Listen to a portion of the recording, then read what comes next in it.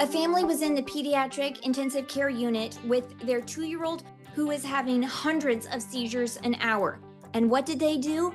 They asked the hospital to grant their chiropractor privileges to come in and adjust their daughter. Why and what happened? That is one of the stories in today's episode of What Chiropractic Doesn't Cure, Stories of Innate. You'll also hear about a neurologist who came to get adjusted and got his golf game back. I'm Jenna Quinton, founder of Adjust Your Media and your host, chiropractic advocate, and storyteller. I'm looking forward to sharing this episode with you today. Today on What Chiropractic Doesn't Cure, Stories of Innate podcast, I'm talking to Dr. Chris Walker of Walker Chiropractic in Augusta, Georgia. Welcome. Hey, thanks for having me. Well, I'm really excited about this talk because you're a great communicator, share great stories. So who do you want to highlight today who chiropractic didn't cure, but how chiropractic helps their body to heal itself? Sure. The first one that comes to mind, and it's funny, when I'm coming in, you gave me an idea of what we were talking about. I thought I was going to be talking about a little girl that was a little 6-month girl who couldn't move her neck. And of course, first time moved her neck in our office. But no, when you prevent it that way, when we helped, we know that we're just part of the healing process. Would have been baby Aura, who was 2, and she was having severe seizures. Wow. We're talking like a couple hundred an hour. That's so terrifying. Like, as a parent, I can't imagine. She came into our office and she would periodically be coming in, but if the family lived very far away. And I actually had tried a couple other tried to send them to a couple other offices for more continued care, but they lived out in the country. But they just kept coming back. So they ended up getting worse. And I got a phone call from the head of the PICU, which is the Pediatric ICU, which is where she was at, telling me that, hey, we have a patient here that we've told them they're getting admitted, that they said they're not going to stay unless they get to go see you first and then come back. Wow. And I said, what's that? Who's this? And we had a conversation and explained to her why. And she had never been to a chiropractor, didn't understand it. And I said, listen, they just want to make sure that the brain and body are communicating the way God designed it. And we all know that atlas, that first bone, putting pressure on the brainstem, they want to make sure that's not what's causing these episodes. Because you know what? In the past, we have helped her when she's had these prolonged. And believe it or not, I guess I hit her at the right time, the right thing. And she said, well, they say if you come, you'll stay. And I said, well, I can only come if you actually give me privileges in the hospital. And she said, I can do that. And I said, well, then I'll be there in 30 minutes because I just finished my last patient. And she was like, okay. Now she's all hooked up to all these wires and, the EEGs and all this kind of stuff. And I said, don't worry, I'll figure it out. She went from 200 seizures to the next hour. It was like 25 or 50. I can't remember the exact number. It was like a drastic. And of course, she's connected to all this. So we are seeing the drop off. And the head of the PICU called me back. So I gave her my cell phone number. And I was like, hey, if you have any questions or anything, she's like, yeah, what was that?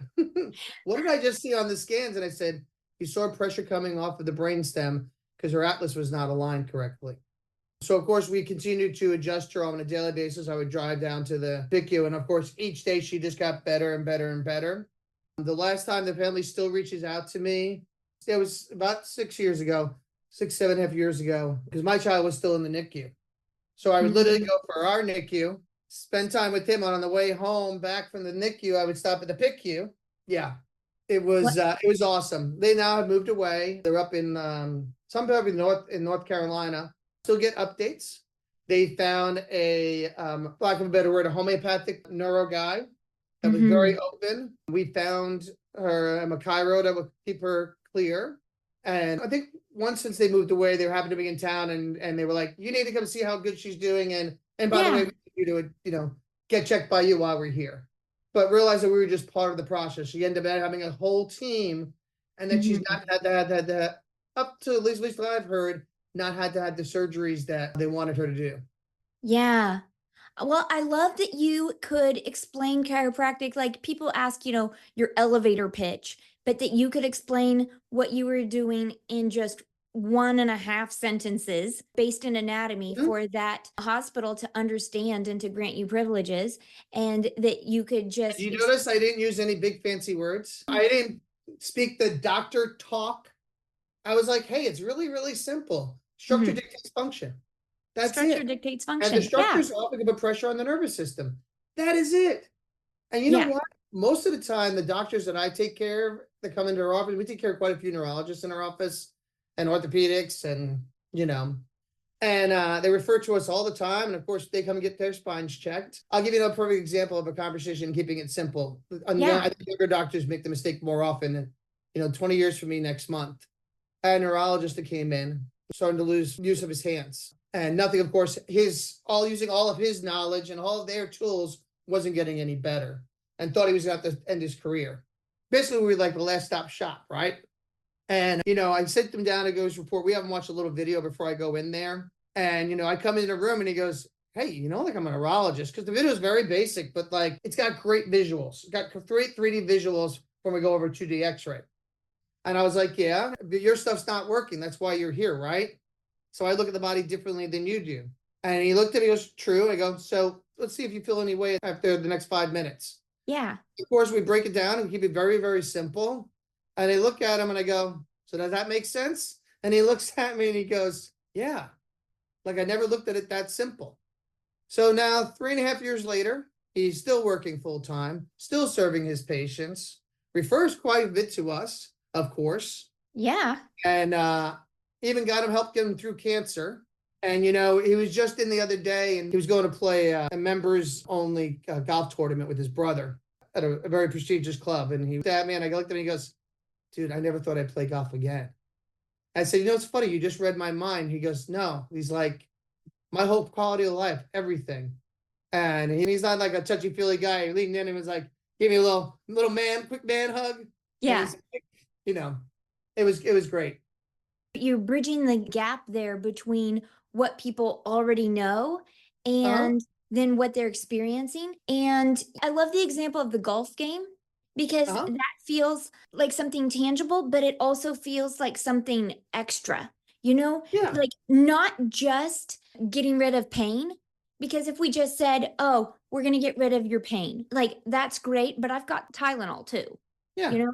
It's taking it all the way to this quality of life that this child is not going to have seizures and is going to be able to function and grow and thrive to her optimal potential, whatever that is. One of my friends was saying that it felt kind of, I don't remember the word she used, but she said, all of these natural health people shouldn't promise people things, shouldn't promise people that they can do all of these things. And she was saying that she felt limited in different areas and that she couldn't be compared to somebody else who didn't have autism or who didn't have these different struggles.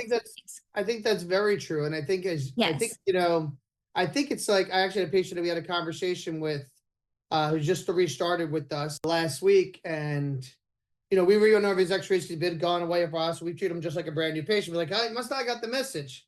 Or in reality, also, maybe I wasn't, 10, 12, 15 years ago, as good as my answers that I am now 20 years in. Because he literally looked at me and he goes, why did I ever leave this office? And I go, I don't know. Yeah. I said, maybe I didn't explain things. He said, well, every chiropractor promises this and that, the world. And I'm like, well, there's limitations that matter. That doesn't always happen. And I said, everybody's different. And I said, no offense. I said, he's a fellow New Yorker, so I could be pretty straight up with him. We actually grew up 2 towns away. I said, when you're younger, 15 years ago, I was a little more green. And then reality sets in, because you do kind of leave school blaze saddle that every single person you're going to heal. And every single person is going to have this amount of results. And it doesn't always work out that way, unfortunately. I wish it could. Yeah. And that's why I'm grateful when we can say that we want each person to reach their own potential. Yes. And that we want you to live your best life. Maybe somebody else's best life isn't a golf game, but if that is your best life, then that is what we want you to have. So this is a kind of a follow-up question too, because like you mentioned, not everything works out how we would like to. Not everything is a fairy tale. How do you as a chiropractor move forward now 20 years in? How do you reconcile that? To be honest with you, it's something I always still struggle with. So we're at D this week. I haven't mentioned it in my talk. It's one of my biggest thing is I mentioned that Guardian movie, you know, with Kevin Costner, that the only one he remembers were the ones that he lost. Yeah. That we could, you know, help 800 people, new patients this year, and 20 that end up under a knife. And I'm like, oh, was it me? Was that, you know, I think I've gotten better over the years with it. It still bothers me. It still eats at me. But, you know, it's the reminder that principle number 24, which talks about the limitations of matter, that some things are so far past that, you know, reminder of you are not God, you are working with him. You're one of his tools and one of his vessels, but sometimes he needs other tools to be necessary. You know, it doesn't always have to be us and the medical like this. Sometimes we have to work together to get the patient's life at the highest, vibrating at the vibrant level, but I can't undo limitations of matter. Yeah. And that's really what it comes down to. That's been my reminder. And it's funny because, you know, even when I got off, I went to on stage, you know, somebody came and whispered in my ear and said, hey, if you really believe in the principles, you're not believing in 24. You're forgetting that sometimes when you haven't had the results you want. Mm-hmm. So. Yeah. And I know you enough to know that you have a big heart. You have a big heart for your community, and that you love to give back. You know, we already talked about that you love to share chiropractic simply, that you have this big heart for the ones that maybe didn't get as big or as much of a result as you visualized for them. But what are some of the ways that you love to share chiropractic in your community and ways that you love to give back? We do a lot of reach out. I mean, just 3 weeks ago, we sponsored the Baby Expo, and the two big sponsors of the Baby Expo were the hospital and Walker Chiropractic. I love that. So it was really awesome. And we do a lot of lunch and learns. We reach out to the community. We reach out to doctors' offices, to pediatric offices, not just orthos. And we just got 2 referrals this week from the largest pediatric in our town. Why? Because we've laid seeds. We went there, did lunch and learns with them. Didn't even try, didn't sell, just said, hey, we want 20 minutes. Want to stuff your face with some Chick-fil-A, just plant some seeds and be really for you to ask questions. Because that's what usually it is. They don't know exactly what we do, and they don't have confidence. And that they can break barriers and go, okay, that guy came out here. Oh, he sounded quite intelligent. Oh, you know what? A lot of our patients do see him. So we love doing that kind of stuff. You know, Dr. Obi's now with us, who just joined us. So he's awesome. He's doing a lot of grassroots efforts because we have a beautiful practice and I don't want to serve less. So I'm having to come in so we can serve more, not me serve less, which is usually not always how everybody looks at it. That's how I want to bring him in. So he's out doing screenings and reaching out, and we're doing all the stuff. I mean, we're still doing the stuff that we did when we opened this office 17 years ago. And we just keep going and going, or 14 years ago, 17 years in Augusta. But yeah, just keep turning that crank, testifying and telling them the story. I love that. Okay, so one thing too, how did you get into chiropractic? Because if I'm not mistaken, you started out in a more medical field. So I did. I was a nurse. Okay. Well, first, I was actually a CNA. I got my CNA when I was in high school, actually. Cool. Then I got my nursing degree, and I was an LPN, and I was an LPN for, I guess, like 5 years, 6 years, 7 years. Yeah, I guess that was 7 years. I didn't realize it was that long. And because I was actually kind of late to chiropractic. I was actually headed to Stony Brook University, which has an amazing physical therapy program. And I had just gotten my acceptance letter. And my sister got hit by a street sweeper in her car. And she had these little Suzuki bubbles that they used to have, these little 2-seaters. And yeah, that against a street sweeper, not a chance. But really, the only thing that helped her was chiropractic. She went to all these specialists, and one night I came home. I'll never forget it. Came home, I was working the evening shift. Got home at like 11:30, and the house was really quiet for the first time in a while. And we didn't hear like little whiny and pain and stuff. And I woke up next morning, and we were having breakfast, and I said, "Yo, it sounds like what did you just pop some good pills last night?" Yeah. And she was like, "They got you some good stuff?" And she's like, "No." She goes, I went to a chiropractor. I'm like, you went to what? She's like, yeah. I'm like, for what? My mom looked at me. She goes, well, I took you when you were a kid. She said, remember falling down the stairs? That was the only thing that helped you. And I was like, kind of don't really remember that. And I went with my sister the following week. The guy offered to me to do my evaluation hours with him for my PT school. Well, after 2 weeks of that, they actually hired me on staff. And then about 3 months in, maybe not even that, the newer chiropractor that was working in that group We went out and had a couple drinks, we played some darts, and he looked at me and he said, I think you're wasting your time going to PT school. I said, me and Dr. Student both think that you are the what God designed to be a chiropractor. And of course, I laughed and ordered another beer. Next morning, I walked into the clinic and they had already contacted every school in the country and I had applications and videos. And back then, we're talking about the big old VHS tapes back then. Yeah. DVDs. I mean, literally, there's a stack of yay big. And they said, hey, we think you should go this school or that school as our two choices, but this is every school. Go through it, look at them, research them, doing dial-up. And I came home and I watched Dr. Sid's video that he did with him. It was the famous one, him walking through like the desert kind of thing. And I'm going, this is just crazy. But at the same time, this is really intriguing. That weekend at the Sunday dinner table, I looked at my parents and I said, hey, I'm really kind of looking into this chiropractic thing. And my dad goes, aren't you supposed to start PT school in 3 months or whatever? You got all that done. It's all set to go. You've been working your butt to get there. And I said, yeah, but I feel like there's this, I don't know, calling. And my mom, like she's always been in my entire life, said, all right, let's go check it out. We were in Atlanta in less than 30 days. 2 months later, I was moving on my 30th birthday to Atlanta, and I started my chiropractic journey. That's awesome. I think that is such a rich history and rich story that, like you said, you can explain things simply. You can connect with medical healthcare providers because you have been there and come through. And, whenever I look at stories, and even sometimes with the kids, they're always like, quit pausing our movie. But I'll pause the movie and be like, do you see this story arc? Do you see, right here at this moment, crossroads, which way are you going to go? Yeah. Or those moments where you're like, okay, do you see at this point in the story, there's no hope. Yep. There's no way. There's no way forward. This is the critical moment in the story. And the kids are like, please push play. But it is so true when we see it and we're there, or when we look back, and that we can share that with others. And I love that gives you so much knowledge, but also a way to articulate that to patients and to other people that you can partner with and say, hey, chiropractic is something unique in this world. It's not physical therapy. It's not medicine. It's not, osteopathy. It's, did I even say that right? It sounded weird. But yeah, that, because you're dialed into what is chiropractic. And it's exactly what you said in the beginning, making sure that brainstem has full unobstructed nerve flow. That's pretty much it. We keep it simple, stupid. It's everything I ever preached to Dr. Obi is, he's like, but I'm like, dude, you're complicating it. I'm like, you're trying to have a 10-minute conversation with something to be said in less than a minute. No, keep it simple. They'll get it, you'll get it, and you both won't be frustrated.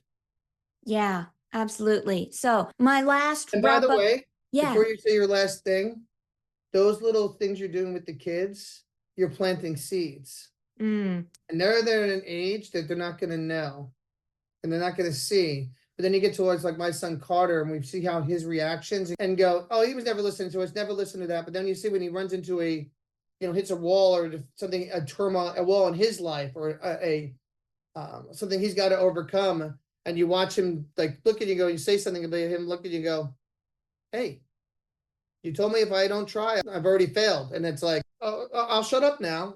Yeah.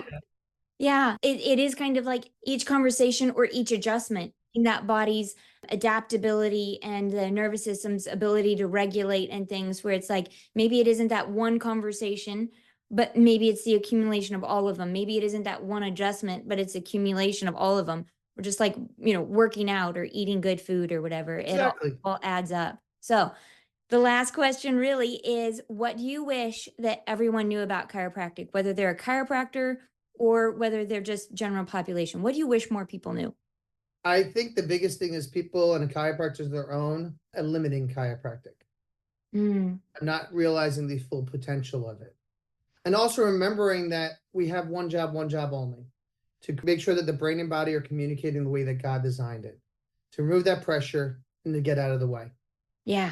We all have the best healer inside of us, as long as everything's communicating the way it was designed.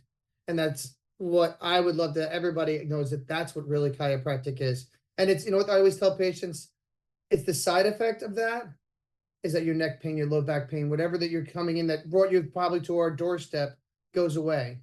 But that's not my job. My job is to clear your spine. He takes care of everything else. Amen. Awesome. Well, I'm going to put in the show notes some different resources for people to find, including where they can find you, where they can reach out to you Okay. if they want to keep up that conversation, see what you're doing, all of those things. So thank you so much for sharing Well, thanks these for having me. stories It's and been being here fun. today. I love spreading seeds. Awesome. That's All what we're right. doing here right now. We're planting seeds for the public and for the chiros that, hey, Yes. if you're not enjoying practice, it's because you're probably not doing it the way it needs to be done. There Because you go. practice shouldn't be work. I haven't worked a day in 20 years. Serving is not working. Love it. Love it. Thanks for sharing. All right. Thanks for having me, darling. Have a great day. You Enjoy too. the